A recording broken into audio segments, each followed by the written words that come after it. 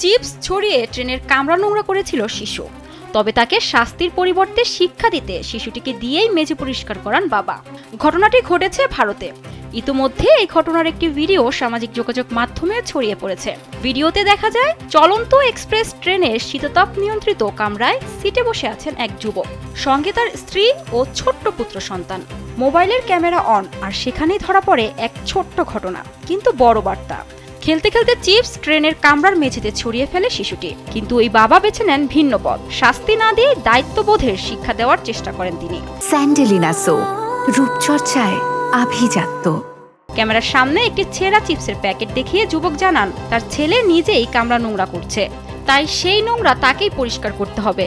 বাবার কথা শুনে ছোট্ট শিশুটি মেঝেতে বসে পড়ে থাকা চিপস কুড়িয়ে তুলতে শুরু করে। ধৈর্য নিয়ে পরিষ্কার করে পুরো জায়গাটি, আর পুরো ঘটনায় ক্যামেরাবন্দি করেন তার বাবা।